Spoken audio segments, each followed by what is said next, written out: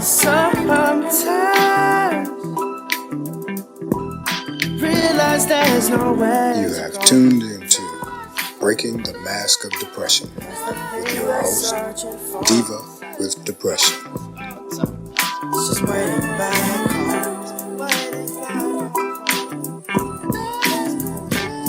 Hello, everyone. How are you today? Welcome to Behind the Mask with the Diva with Depression, and I am the Diva with Depression. I thank you all for joining me today. I thank everyone who listened to my first episode. I'm so appreciative of all the feedback and all of the love. If you haven't had a chance to listen to it, go on over and listen to episode 1. It will give you a glimpse into who I am and what I'm living with and where I'm going to go with this podcast. So thank you, everyone. Thank you. So how are you guys doing today? No, how are you really doing? That's what I want to know. You know, May is Mental Health Awareness Month, and I want to take it one step further and say we have to start telling people how we really feel, how our illness is really affecting us, and more so how we expect everyone to treat us because we're living with a mental illness. We have to start making people aware of how the things that they say and do affect us and how their lack of support affects us. My friends have learned to ignore me. You know, if they say, "How are you doing?" and I say, "I'm okay," my people closest to me know that they're like, "Yeah, all right, so how are you really doing?" And so I have to stop lying to the people in my circle. They always call me on it. And so I'm encouraging you, for the sake of your mental wellness, to stop lying. Start speaking your truth and start letting people know how you demand to be respected. Because you're trying to get well, you're trying to get whole, and you're trying to heal.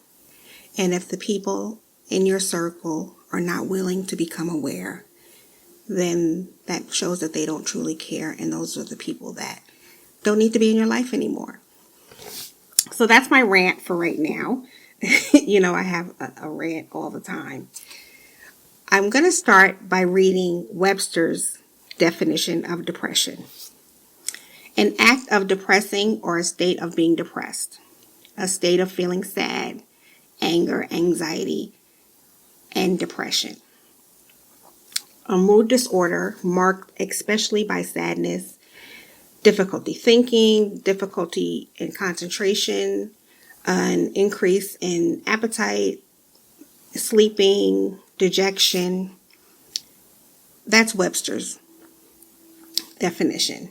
They have no idea. And then I went to the American Psychiatric Association and looked up what their definition was. And it's a major depressive disorder. It negatively affects how you feel, the way you think, and how you act.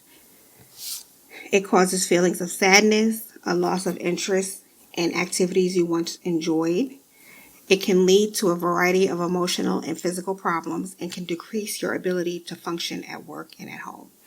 That is an understatement, but we'll get to that later. Symptoms could be sadness, mood, having a depressed mood, changes in appetite. You can lose weight or you can gain weight. Loss of energy, increased fatigue, not wanting to be physical, not wanting to engage in physical activity, walking or sports, feeling worthless or guilty, not having an ability to make decisions, thoughts of death or suicide. Now, that's all good. Those are the clinical definitions. Those are the clinical symptoms that we've encountered all of our lives. My goal for my platform is to shut the books and to take you outside of the clinical and politically correct terms and symptoms of depression. My definition of depression is living in the basement of hell, the underbelly of rock bottom, mind-numbing darkness. The tunnel is so dark. I just finished speaking with someone and I referred to it as the rabbit hole that you can't get out of, like Alice in Wonderland. Although I'm not as cute as Alice. And the rabbit is not as fun as, Alice's friend was. It gets lonely at rock bottom. And I think that people expect us to walk around with this cloud, sort of like Pigpen and his dirt cloud. They believe that if they see your cloud of depression, then that means that you're really depressed. And so that means that when you're in this rabbit hole, you don't have much support. You don't have many friends. You can be abandoned by family members. It's a lonely place to be. And people just don't understand it. And there's no one symptom that represents depression. There's no one medication, I believe, that can cure depression. So it's not something that is simply as cut and dry. I say that it's an inner cloud that we carry with us, and it's always engulfed in tears. Always. You can go out and you can have a great day, and you can come home, and just opening the door and walking through can you send you spiraling back to your rabbit hole. You can have a good meal, and after you finish having that meal, you can spiral back to the rabbit hole. You just never know what is going to trigger you and send you spiraling. And that's a main takeaway that I want to share, is that depression looks different for everyone. And you can't judge someone based on what the next person is living with. My depression is different from the next person's depression. And so you can't treat me with the same medication. You can't treat me with the same therapy. You can't even treat me with the same gloves. It's different for everyone. And how you cope with it is different from everyone. And how you live with it is different. So when I go through and I read things like what the American Psychiatric Association says and what Webster says, I get sad because so many of us are locked into what these organizations say, or what the higher ups say, or what the written word says we should be doing, or how we should be feeling. And I think that it prevents so much of us from speaking out more. I think it prevents so many of us from getting help because we don't feel like we fall under these guidelines. And so either we think that we're not depressed enough to be taken seriously, or we think that we don't need help.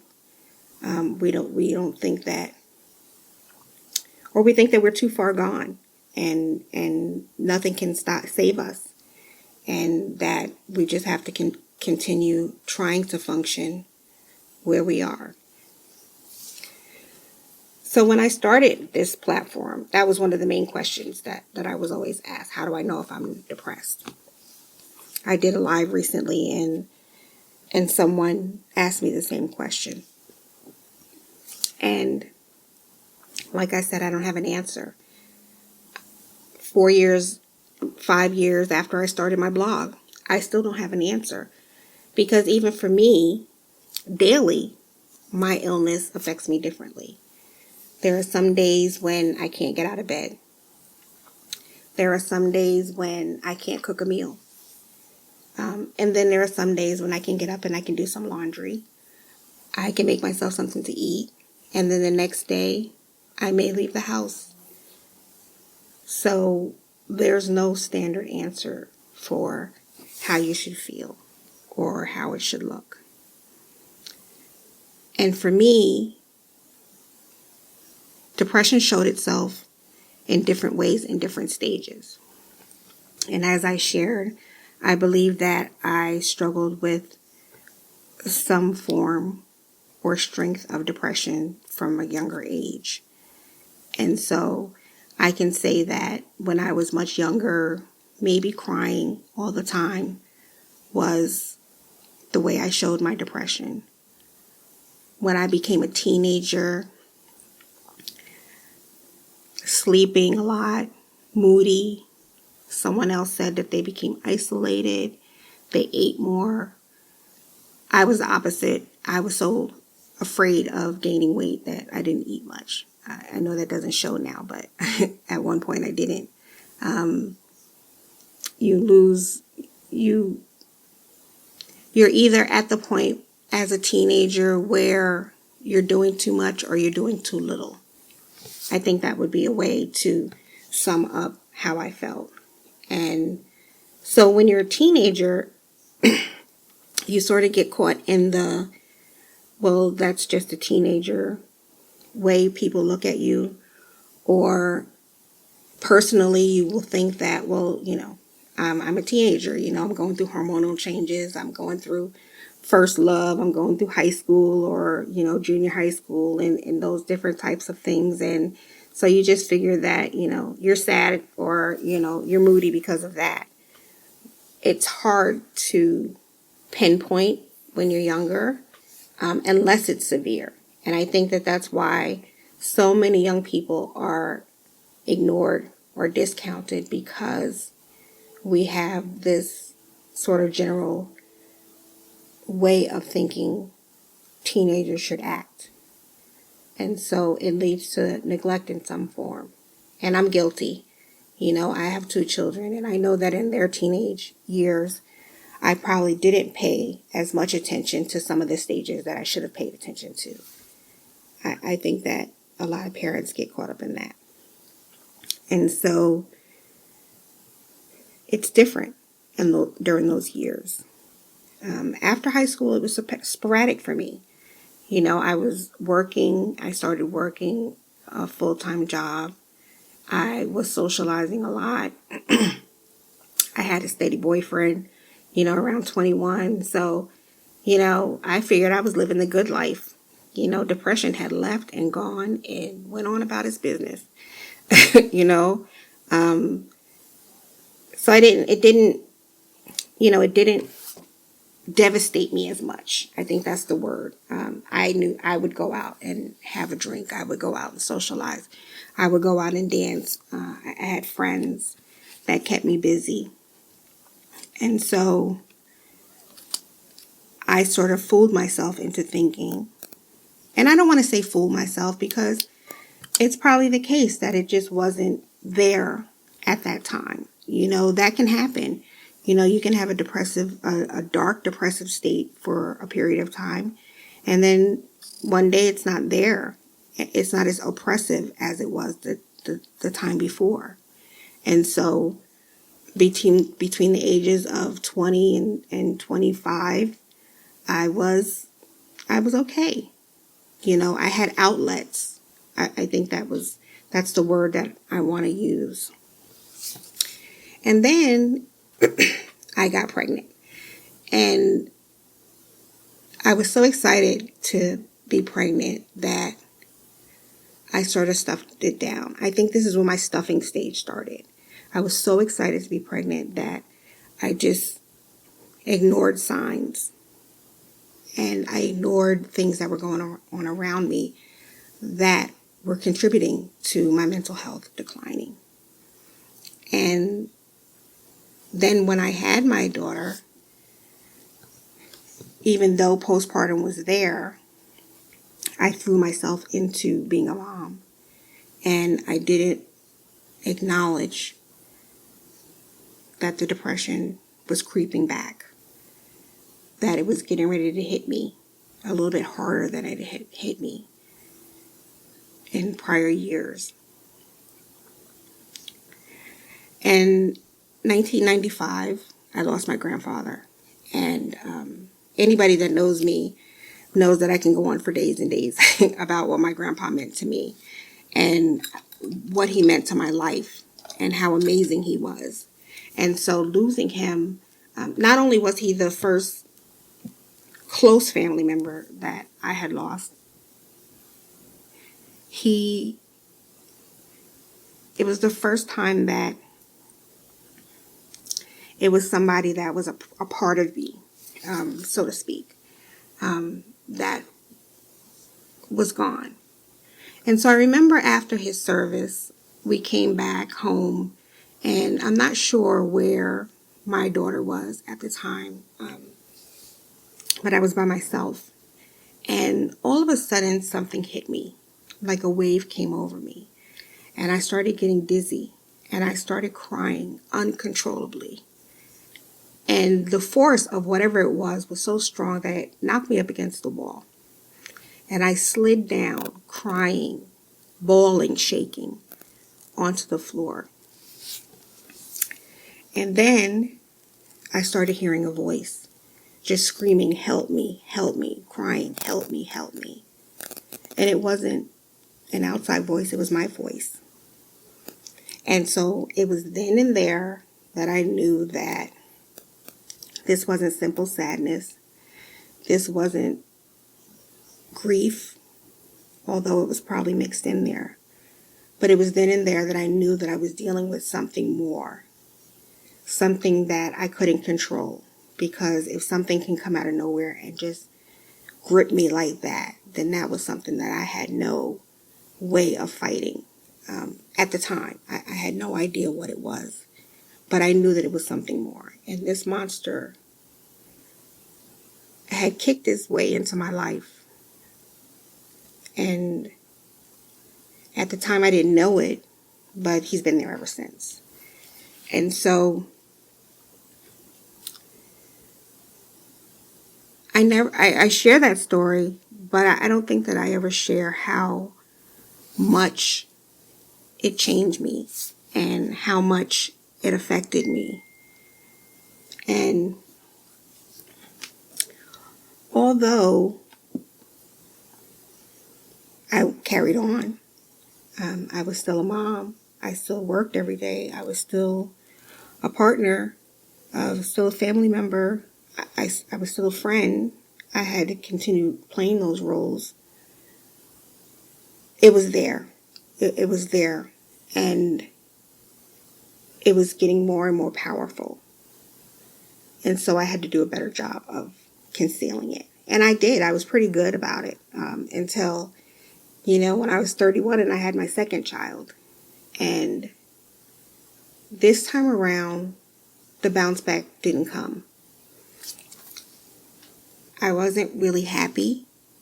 I was never really happy, other than when I was with my kids. They always made me happy. But you could see that the light had gone out. I didn't concern myself with my well-being. I didn't concern myself with my looks. I didn't concern myself with anything. I just made do. I did what I had to do to move forward. But at that stage, I realized that the monster was here to stay. He wasn't leaving, and he wasn't going to be dormant. He was going to kick my ass for many years to come. And he's been doing a good job of it, because it's been hard to live with it. I think that after a while, I had to realize that I had to make friends with it. Some people say sit with it. I had to make friends with him because we were both going to be living in this body. And so I had to learn how to stabilize him. At certain times, I had to learn how to ignore him. I learned how to control him to some extent. I knew how far to let him out so other people wouldn't see. And that's how I lived. So that's why when people ask me, what does it look like? What does it feel like? What is it? Am I depressed? Am I just having a bad day? I can never give them a straight answer because it's like a chameleon. It changes daily. Sometimes it can be something environmental that triggers it. A bad relationship, loss of a job, loss of a loved one.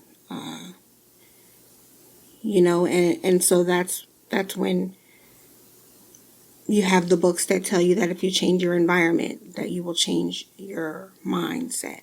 You will change this thing.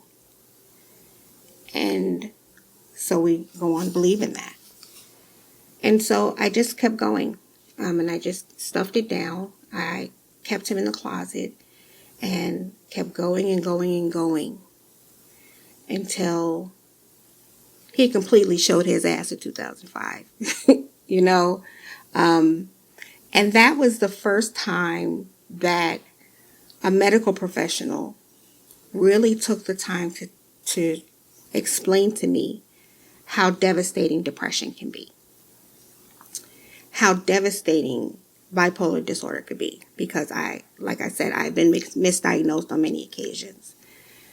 And that was the first time that someone took the time to explain that, depression is not just the blues, or it's not always the blues. Depression can take you out.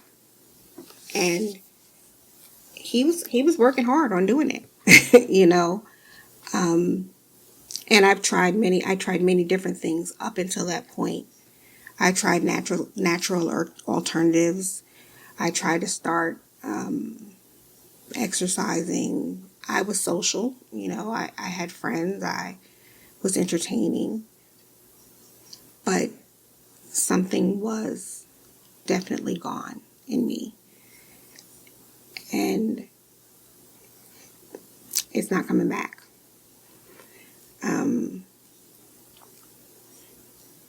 So you see, everybody is different. And that's why I started writing.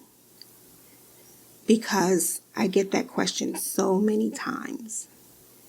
And I want people to understand that depression isn't a bad hair day. Depression isn't, I got the wrong DoorDash order. And when you hear me chuckle, it's not because I think it's funny. It's because you just don't know what it is.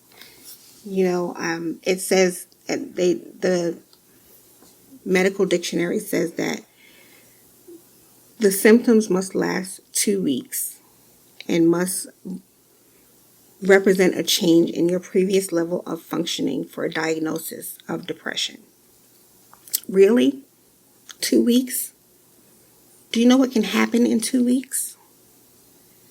Do you really know what can happen in 2 weeks? Life can change in a moment, 2 minutes. And for someone to tell me that I have to wait 2 weeks, I have to feel like crap, like the bottom of hell for 2 weeks in order for them to take me seriously. That's an insult.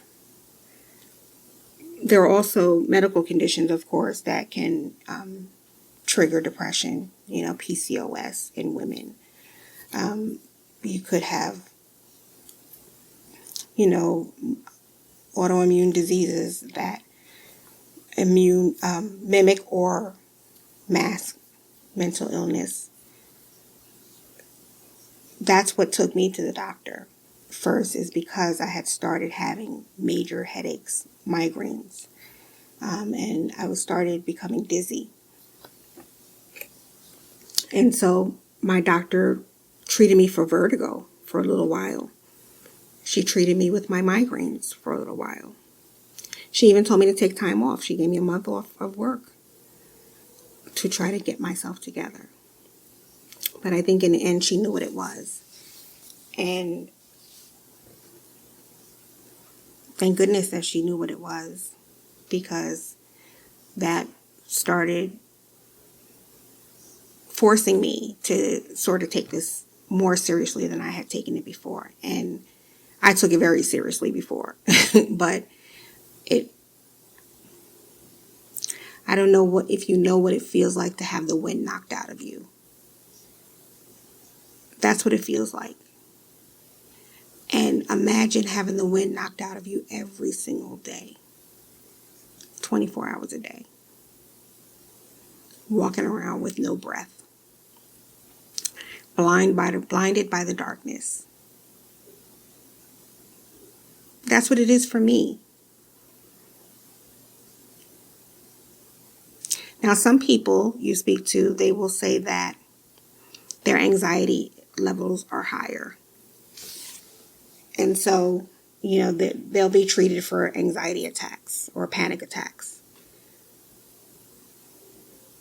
Some people, they scramble to stay busy, because as long as they're staying busy, they don't have to focus on what's really going on with them.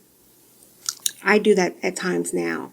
I know that I will keep busy to avoid dealing with a certain situation. Because as long as you're busy, your brain is concentrating on that one task, and you're not focusing on the fact that you're having more than a bad day. You're having more than a bad week.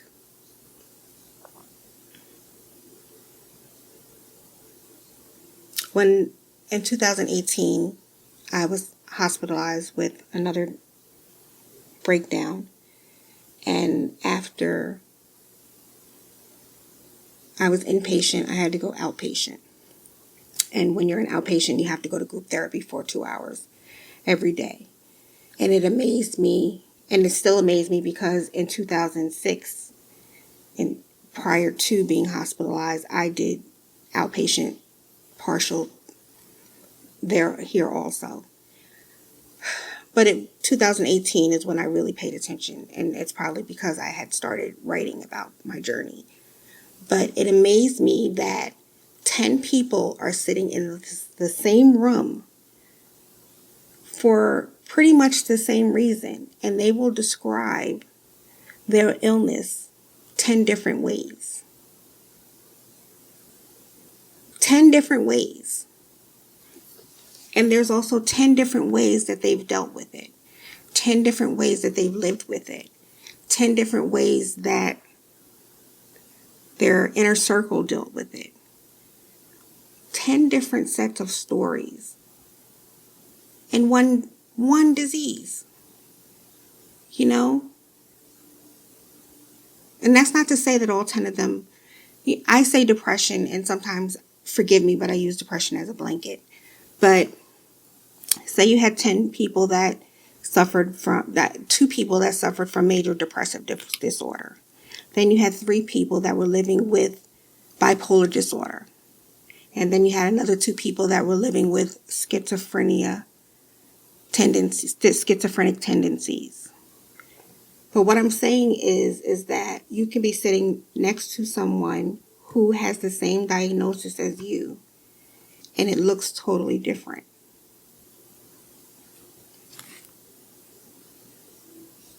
So I say this to say that we have to stop generalizing.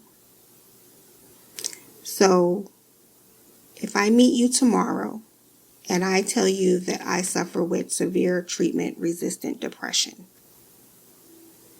your question should be, how does that look to you? If you meet someone the next day who explains to you that they live with bipolar disorder, your question should be, how does that look to you? Because it's different from everyone else. There's no blanket statement. Other than we all can agree on the fact that it's hell. We all can agree on the fact that it's gut-wrenching. We all can agree on how much it takes away from our lives. We all can agree on how much pain we're in. But it still looks different to everyone. And so your treatment will be different. And the medication that works for one person may not work for the next person. One person may not need medication at all. Talk therapy helps them. Another person, running helps with their mental illness. That's why you can't tell people, oh, exercise, release some endorphins, you'll feel better. It doesn't work that way. It doesn't work that way. Because let me tell you about my depression. My depression has contributed to physical ailments that are not going away, that I'm going to have to live with the rest of my life. And those physical ailments make it impossible for me to go out jogging every day. So my endorphins are going to be released a little bit slower than the next person. So you can't say, well, go jogging to me, because that's not going to happen. Now, I'm not going to discount exercise. I know that exercise, I know how much it improves your mood. But it's not a blanket treatment. And it's not the cure for everyone. And like I stressed before, at the beginning, we are not going to be able to heal until we are able to accept the differences in everyone. And that means that if someone comes to you and they tell you that they are broken and that they're struggling, and that they want this pain to go away, that this mental illness has flipped them off their feet, you cannot tell them to go for a run, to, write in a journal. These things don't work. We have to start taking it seriously. And if you want to be an ally,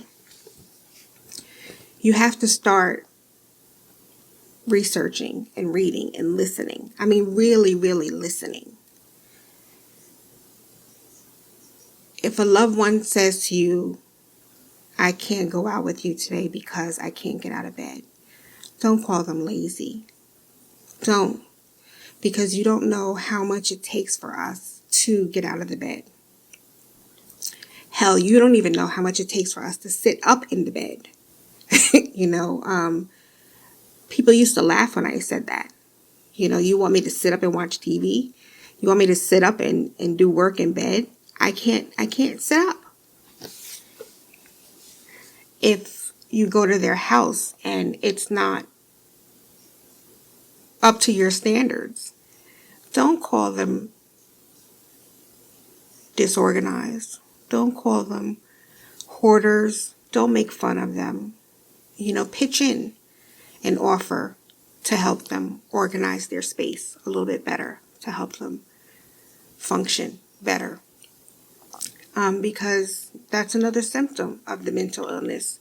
Completing tasks is impossible. You guys, you will find out in weeks to come, episodes to come, that it's so hard to get through things. I am fortunate that I do have people in my circle who are supportive and who are helpful. And they help me to pull off, some of the things that I do pull off, including this podcast. But it's hard to be consistent. It's hard to read. It's hard to, opening up the laptop and signing on is a struggle. Where the heck is my password? I have a list, of things. But if you want to be an ally, if you want your loved ones to feel like they matter, you have to start becoming aware of what they're dealing with.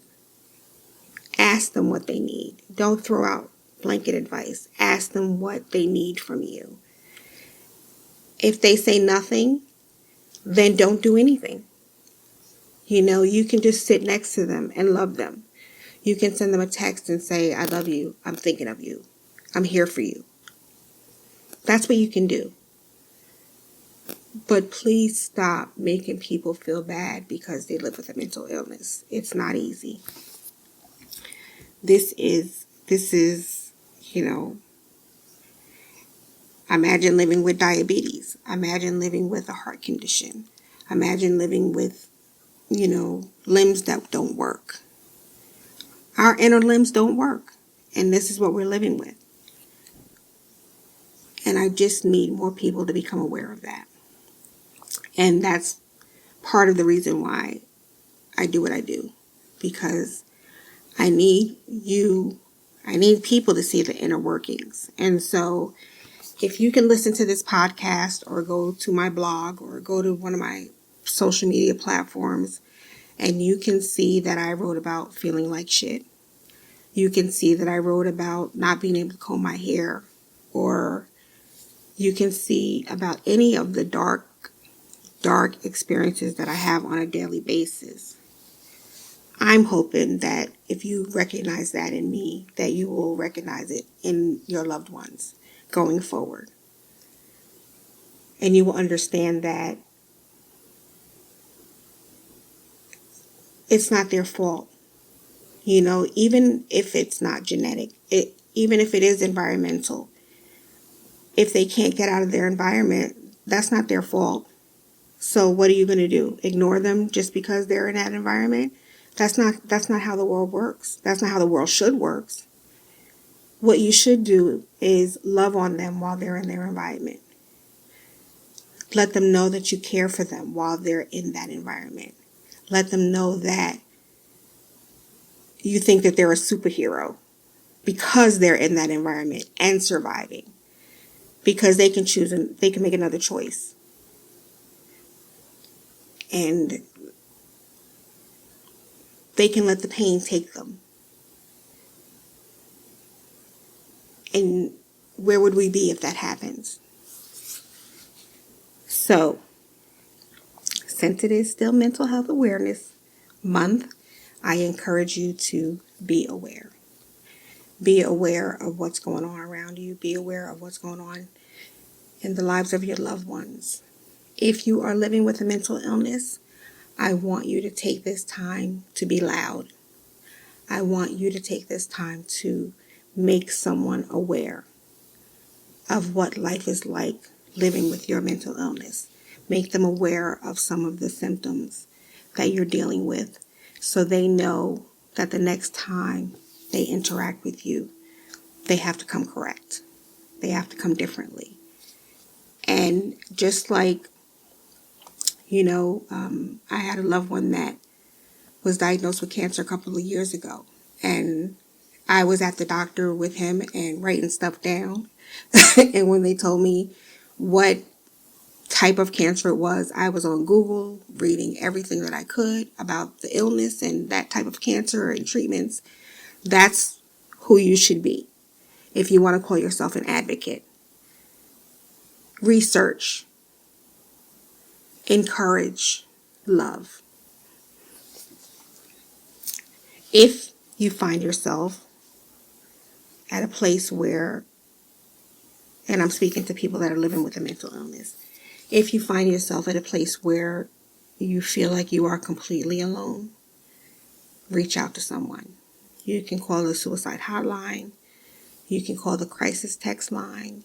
You can call NAMI, the National Alliance for Mental Illness. You can call Mental Health of America. Those are organizations that compile resources to help you, and they also offer free resources if you don't have the money to go to therapy right now. Take advantage of those free resources. You can go on any social media platform. That's the one thing that I'm actually excited about. More people are starting to speak out. More people are starting to share resources. So you can always go on Instagram, Facebook, TikTok. They have TikTok has a whole mental health TikTok section. You can go on these social media platforms now and you can reach out to someone, or you can listen to people, because they share their experiences. And sometimes that's all you need, is to know that you're not alone. Even though I scream it all the time, I don't know why y'all not listen to me. But you're not alone. You're really not alone. Even if you just have me, you're not alone. And if you feel like that's too much for you, you can always email me, and I'm always happy to look up resources for you. Take care.